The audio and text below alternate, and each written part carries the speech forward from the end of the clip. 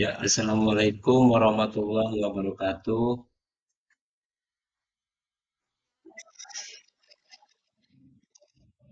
Nabi pun, perkenalkan nama saya Sadam Nasrullah. Dalam hal ini saya akan menerangkan tentang disiplin positif di sekolah. Sebelum itu, marilah kita open kamera ya. Mau open kamera nggak untuk foto?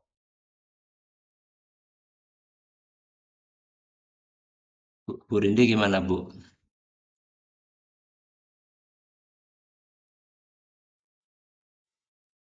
Open kamera apa? Close? Gak apa-apa ya, seadanya ya, yang open ya. Gimana nih gayanya? Gaya gaya ini, Bu.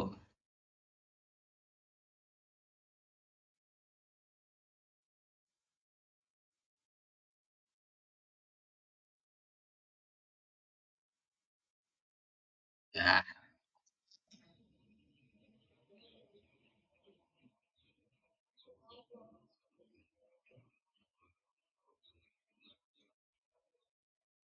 selamat datang ibu-ibu. Betul lagi ya.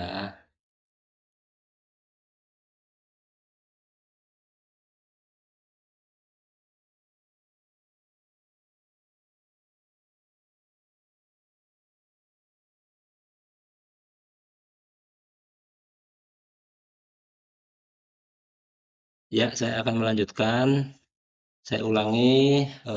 Alhamdulillah pada kesempatan kali ini, siang hari ini, saya diberi waktu dan saya akan menjelaskan sedikit tentang penerapan budaya positif di sekolah. Izinkan saya share screen ya. Ini udah masuk belum share screen saya? Belum ya, Bu?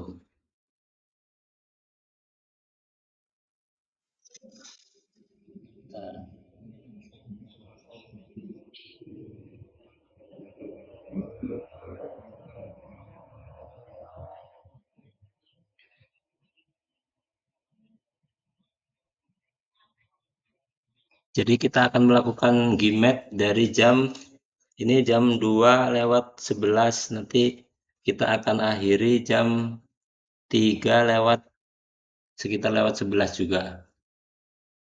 Hmm,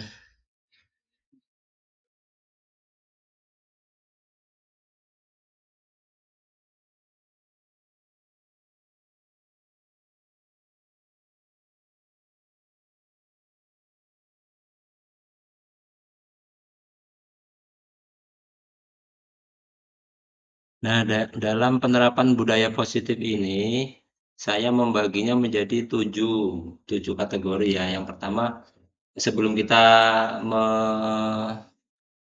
menerapkan budaya positif ke orang, ke siswa kita, atau ke sekolah kita, baiknya kita mulai dari diri kita sendiri. Yaitu di sini ada sebuah tulisan, saya akan membacakan. Kita ambil contoh perbandingannya dengan hidup tumbuh-tumbuhan seorang petani. Dalam hakikatnya sama kewajibannya dengan seorang pendidik yang menanam padi, misalnya hanya dapat menuntun tumbuhnya padi. Ia dapat memperbaiki kondisi tanah, memelihara tanaman padi, memberi pupuk dan air, membasmi ulat-ulat atau jamur-jamur yang mengganggu hidup tanaman padi, dan lain sebagainya.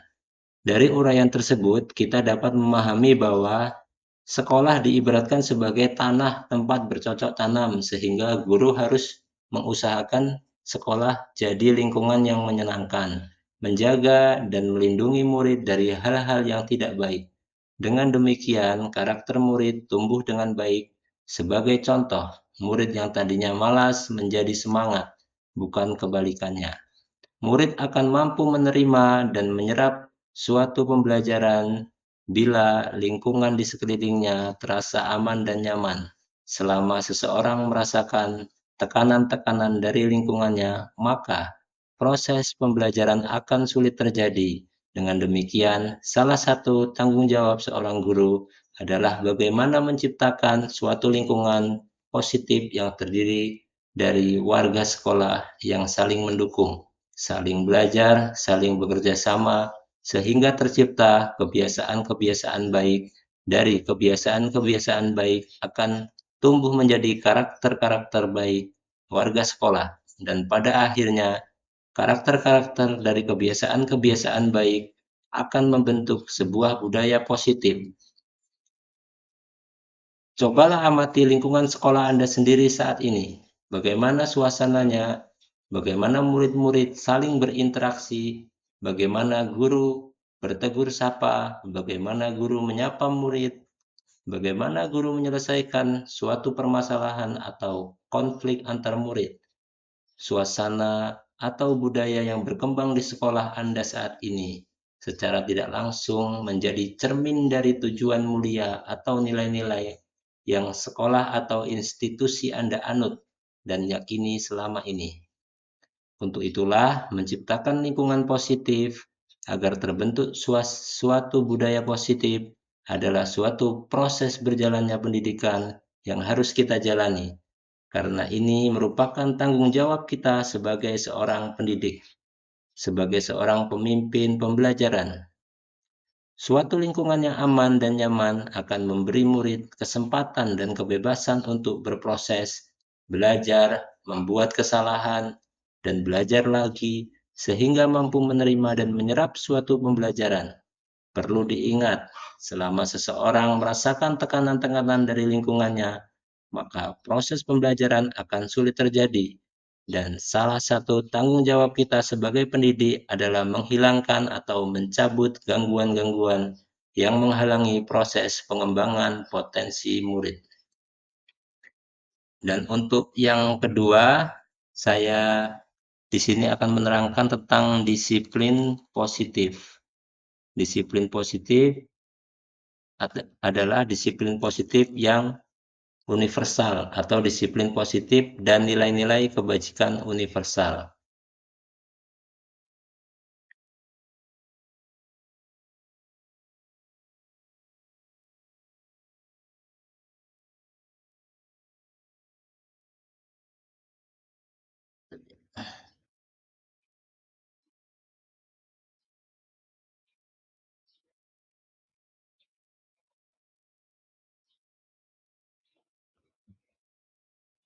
Nah, sebelum kita menerapkan disiplin positif dan nilai-nilai kebajikan universal, maka kita sebaiknya melakukan perubahan paradigma, yaitu kegiatan pemantiknya Anda dan teman Anda melakukan kegiatan. Cobalah buka, Anda adalah A. Tugas Anda adalah mengepalkan salah satu tangan Anda. Coba Anda bayangkan bahwa Anda menyimpan sesuatu yang sangat berharga di dalam kepalan tangan Anda.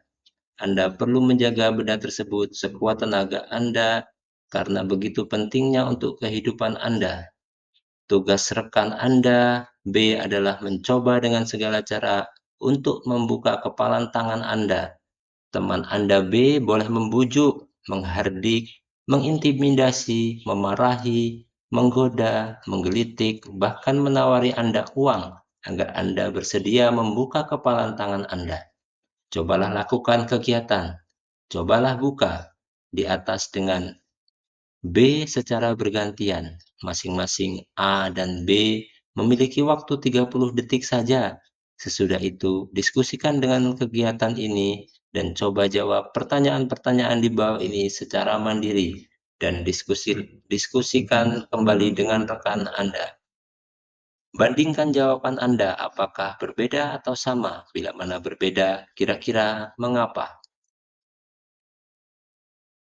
Nah, di sini untuk menerapkan disiplin positif, kita punya 3 ilustrasi, punya 4 ilustrasi. Yang pertama, ilustrasi guru mengontrol murid. Pada dasarnya, kita tidak dapat memaksa murid untuk berbuat sesuatu jikalau murid tersebut memilih untuk tidak melakukannya, walaupun tak